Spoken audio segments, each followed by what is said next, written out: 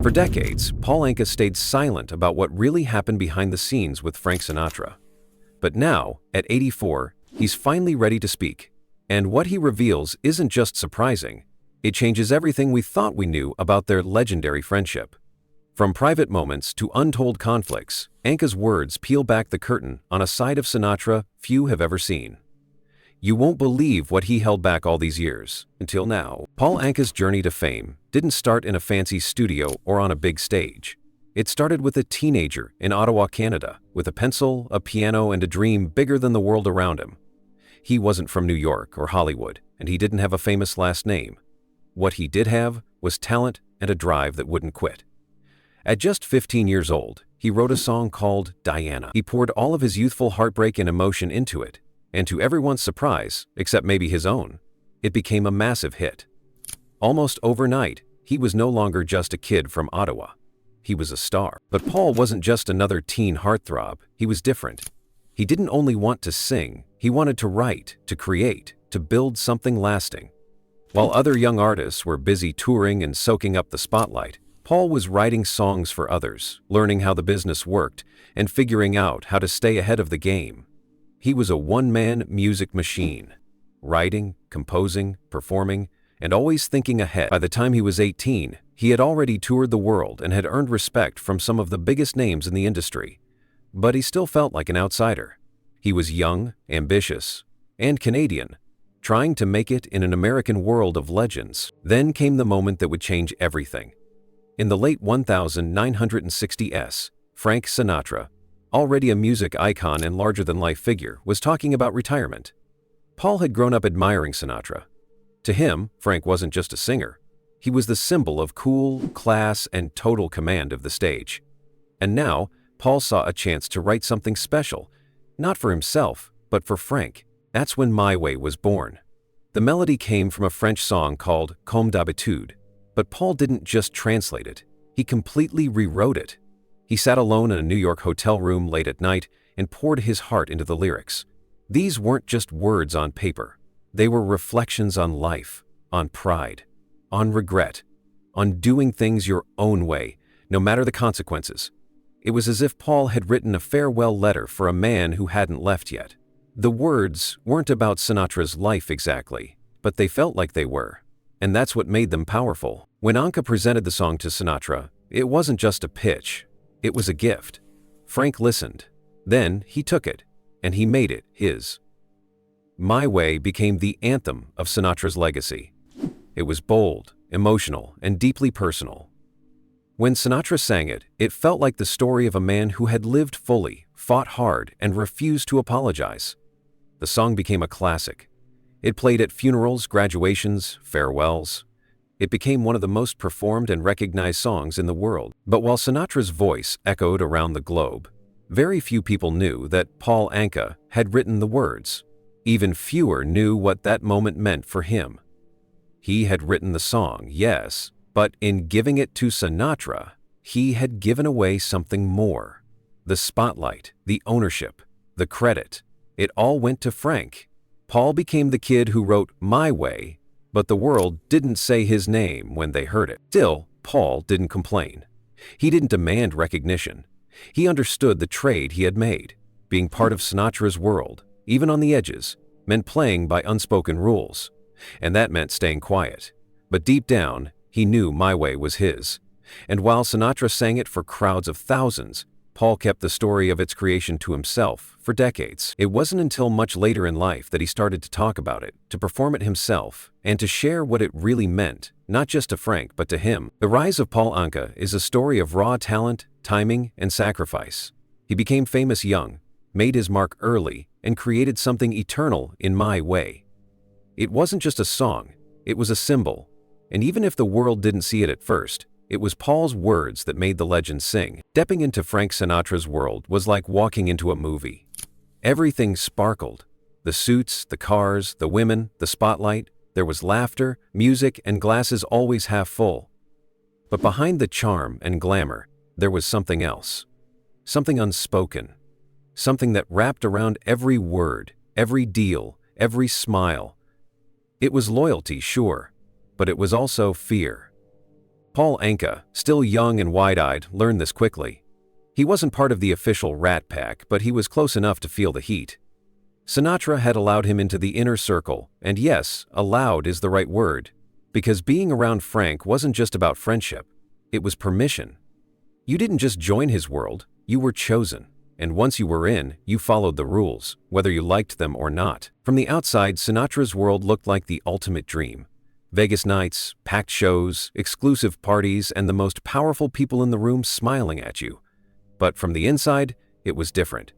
You quickly understood there was a certain way things worked, and that crossing the line, even by accident, could cost you everything. There were looks that ended conversations, phone calls that meant more than what was said, people who showed up, said little, and left with your schedule completely changed. Sinatra was the center of it all. He wasn't just the star, he was the sun. Everything revolved around him. His approval meant you got booked. His disapproval meant the phone stopped ringing. Paul watched it happen. He saw talented people disappear because they didn't play the game the right way. And he saw others, less talented maybe, rise just because they knew how to stay in Frank's good graces. Frank didn't have to raise his voice. He didn't have to give orders. Things just happened around him. That was part of his power. People were loyal not just out of respect, but because they were afraid not to be. Paul called it the silence. That chill that filled the air when Frank wasn't happy. It was more effective than yelling. One glare from Sinatra could freeze a room. One word could shut someone down for good. And it wasn't just about music. There were people around Sinatra who weren't agents or managers or fellow performers. They were friends of the family. You never said more than you needed to. You never asked too many questions. Sometimes, they gave instructions about where to go, who to call, or when to stay quiet. It wasn't paranoia. It was just how things were done. There was one night Paul never forgot, in a Las Vegas dressing room. He came in early, ready to share new ideas with Frank, eager to impress. But Frank was already there. He didn't look up when Paul walked in. Instead, surrounded by two men in suits and a bottle of Jack Daniels, Sinatra said coldly, "Don't forget who made that song matter, kid." It hit hard. Paul had written My Way, the song that had become Sinatra's anthem, but in that moment, he was reminded that it didn't belong to him anymore. Not really.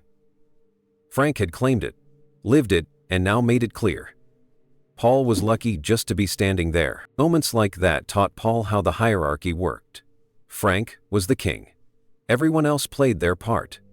Dean Martin brought the cool. Sammy Davis Jr. brought the soul. But Frank brought the rules. And you didn't break them. You didn't flirt with the wrong woman. You didn't try to outshine him. And you never, ever said no. Paul also learned that loyalty was expected, but never guaranteed in return. Frank could love you one night and ignore you the next. It wasn't personal, it was just how he operated. There was always pressure to perform, not just on stage, but in every room. You had to say the right thing, wear the right thing, act the right way. And always smile. But the scariest moment came in Chicago. It was the early 70s. After a show, Paul was invited to a private suite. The party died down, and he was taken into a side room. There were three men. One was a lawyer, not introduced as one, but clearly professional. The others were friends. Drinks were poured. Then, a paper was slid across the table. Not a record deal, not a publishing agreement, just something vague, something called an understanding. The message was clear. Paul would be part of something special. He'd get protection, access, favors. In return, a few gigs might be expected. Some payments would happen off the books. Some questions shouldn't be asked. One of the men smiled and said, "Frank thinks this would be good for you." Another added, "You sign this, your family." Paul didn't sign. He said he had to check with his lawyer. Then he left. He didn't go back to the party. For a few weeks, he didn't get calls. One show was canceled for no clear reason. And then, it was like nothing had happened. The paper was never mentioned again. Paul believed Sinatra didn't send those men. But he didn't stop them either. That was how it worked. Things just happened. And if you wanted to stay in the room, you learned how to move with the current without getting pulled under. Frank's world wasn't all shadows, though. There was real talent, real moments of connection. But those were rare, and they never came without a price. The parties were glamorous. The laughs were real. But the tension was always there, like smoke in the air. And Paul? the kid who just wanted to write songs, was smart enough to see both sides. In public, he stayed respectful. In private, he kept his distance. He didn't speak out, not because he was afraid of losing gigs, though that was always a risk. He stayed quiet because in that world, silence was survival. And respect? It wasn't earned once. You had to earn it again and again. Now, decades later, Paul finally talks about it. He's not bitter, he's not angry, he's just honest. Sinatra was a legend, no doubt. But legends cast long shadows, and the people who stood nearby felt the cold as much as the light. For Paul Anka, being close to Frank Sinatra meant living on the edge of greatness and danger. It meant knowing how to nod at the right time, keep secrets, and smile through the silence. It meant giving away a piece of yourself just to stay in the game. And it meant understanding that in Sinatra's world, everything sparkled. But not everything was gold. It was the early 1970s, and Paul Anka was no longer just the young kid from Ottawa with a dream. He was already a success, a hit songwriter, a performer, and someone who had managed to enter the rare air of old-school show business. But being successful didn't mean you were safe, especially not when you were moving in the same circles as Frank Sinatra. Anka had already given Sinatra one of the most iconic songs in music history, My Way. It was more than a song. It became a symbol of Sinatra himself. People didn't just love the melody or the lyrics. They saw it as Frank's life story in music. But behind the scenes, the story wasn't so clean. And one night, Paul found out just how much a song could cost. It happened in Chicago. After one of those glamorous shows, lights, applause, and the usual private party afterward. The kind where tuxedos came off and the real conversations began. Paul, used to the scene by now, mingled politely, talked with familiar faces, and played the part. But sometime during the night, he was pulled aside and taken into a quieter room. A back suite in a penthouse. It wasn't dramatic, more like a casual shift, but Paul knew right away this wasn't about small talk. There were 3 men in the room, one of them clearly a lawyer, though no one introduced him that way. The other 2? Just friends of the family. They were calm, polite, smiling even, the kind of smile that doesn't quite reach the eyes. They poured drinks, made some light conversation, and then got to the point. A piece of paper was placed in front of Paul. It wasn't flashy, no gold lettering, no record company logos, just plain paper with formal language and a few vague phrases. But you didn't have to read too far to understand the message. This wasn't a contract, it was an understanding, a handshake, in writing. The offer? Paul would join a certain circle. He'd have protection, special treatment, he'd get favors, things would move more easily for him in the industry. But in return, there were expectations. Gigs he'd have to do, payments that wouldn't go through traditional channels, names he wouldn't ask about, and most of all, silence. The language was just vague enough to avoid sounding illegal, but the tone in the room made it crystal clear. This wasn't optional. This was an invitation that came with invisible pressure. One of the men leaned in and said, "Frank thinks this would be good for you. Wouldn't want to disappoint him." Another added, almost like a joke, "You signed this? Your family." That was the moment. Paul Anka was staring at a crossroads. He could say yes and gain even more access to a world he was already part of. More doors would open, more deals would flow. Or he could say no and risk it all. But Paul didn't sign. He didn't argue, didn't cause a scene. He just smiled, thanked them, and said he needed his lawyer to look at it first. It was the oldest deflection in the book, but it worked. He left the room, calm on the outside, heart pounding on the inside. He didn't go back to the party. He went straight back to his hotel, trying to process what had just happened. In the following weeks, things got strange. A few phone calls went unanswered. A headline show he was booked for was suddenly canceled without explanation. There was no confrontation, no direct retaliation, just a cold shoulder that lingered, and then slowly faded. The offer was never brought up again, but Paul knew the message had been sent. To this day, he believes Sinatra didn't directly send those men, but he also didn't stop them. That was how Frank operated. He didn't always give orders. He didn't have to. Things just happened around him. Whether he knew about the specifics or not didn't matter. His name was the leverage. Paul Anka understood something critical that night. that saying no in that world wasn't just rare, it was risky. It could have ended his career. But somehow, he managed to walk away without burning everything down. Maybe it was his talent. Maybe it was luck. Maybe it was the way he handled it, respectfully, quietly, without making waves. Whatever it was, it worked, but it left a mark. Paul didn't talk about that night for decades. It wasn't just fear, it was something deeper. He knew the weight of that moment. He knew what it said about the world he was in.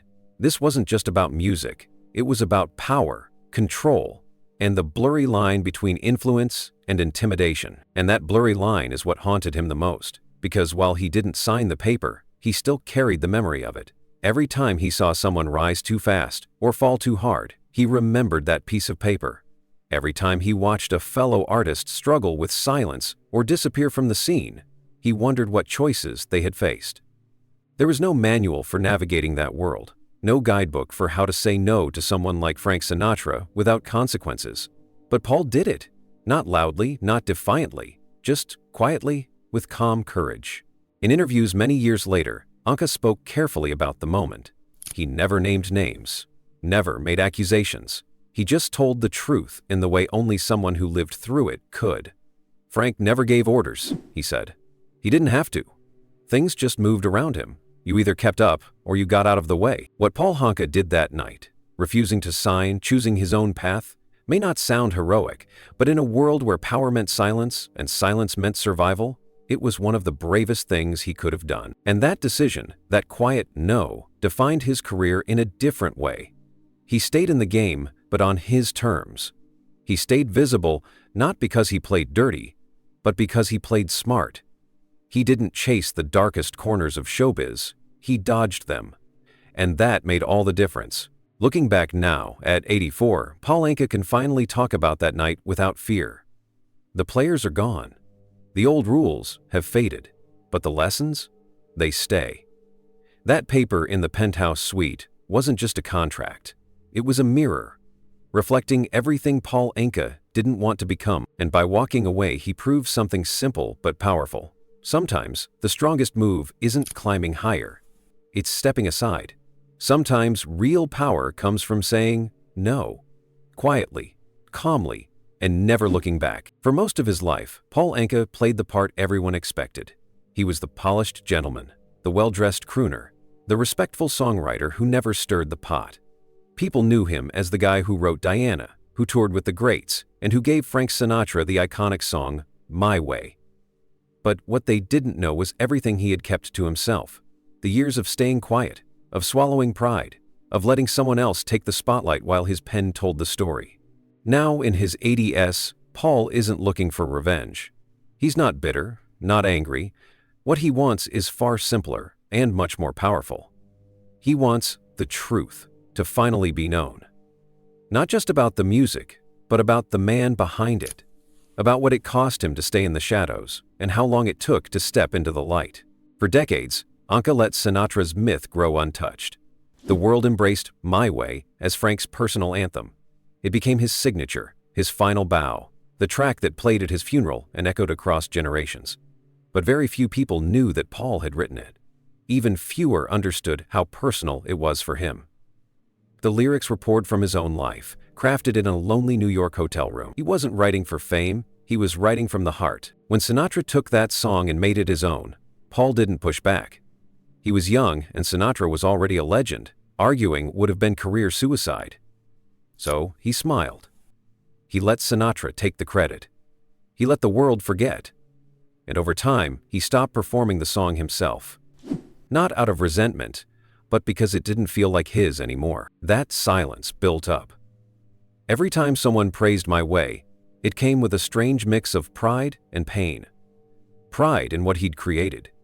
Pain in how little of it people connected back to him. It was like raising a child and then watching someone else claim it as their own. Anka lived with that feeling for decades, until something shifted. Maybe it was age, maybe it was time, but eventually Paul started to reclaim his place in the story. He began talking more openly in interviews, not just about the music, but about the atmosphere around it. The pressure, the politics, the invisible rules that came with being part of Sinatra's circle.